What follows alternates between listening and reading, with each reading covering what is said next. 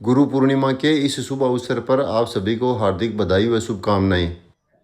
केवल और केवल गुरु आपके बारे में यह सोच सकता है कि ये मेरे से भी आगे जाए, और आपका भला केवल और केवल गुरु सोच सकता है इस दुनिया में।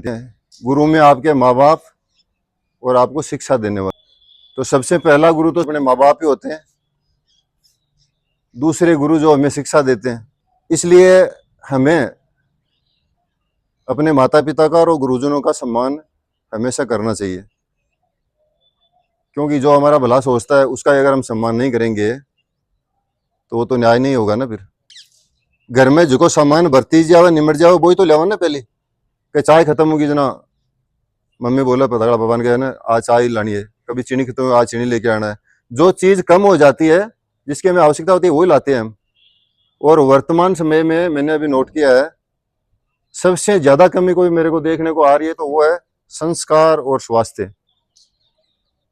संस्कारों की बात करें तो आप सबके सामने एक ताजा उदाहरण अभी दिल्ली में जो हुआ ना, वहां आपकी जो जनरेशन को हमने देखा सुना, तो संस्कारों की इतनी गिरावट है। ये तो कोई आज से नहीं हो सकता है, 2-4 सालों से शुरू हो गई होगी, लेकिन हमें नहीं पता था इस चीज का। मतलब लड़कियां, हम तो लड़कों के सामने वो चीजें आदमी के सामने नहीं बोल सकते हैं, वो लड़कियां।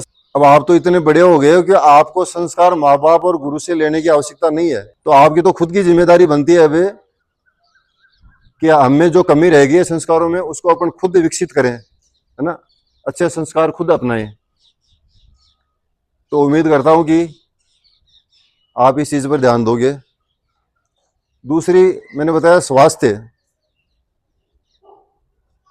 स्वास्थ्य में आप लोग सबको पता है अभी आजकल, है ना, आदमी बैठे बैठे, अभी जैसे मैं बोल रहा हूँ, बोलते बोलते सडनली हार्ट फेल।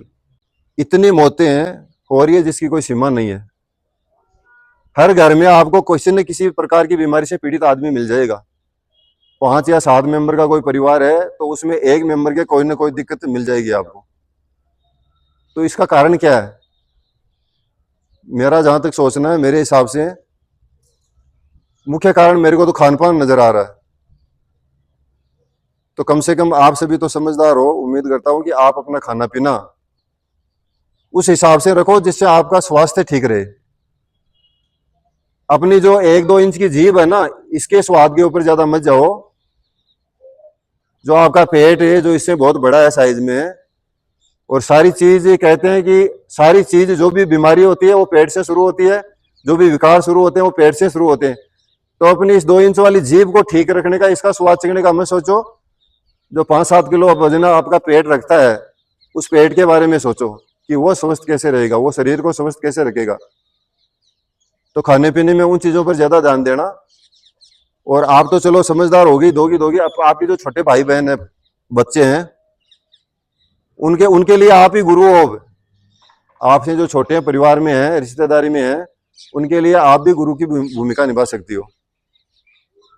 तो आप लोगों को अपने से छोटों को संस्कार सिखाने चाहिए, और स्वास्थ्य के बारे में, जो हेल्थी खाना है उसके बारे में आपको हमेशा बोलना चाहिए, मोटिवेट करना चाहिए, प्रेरित करना चाहिए।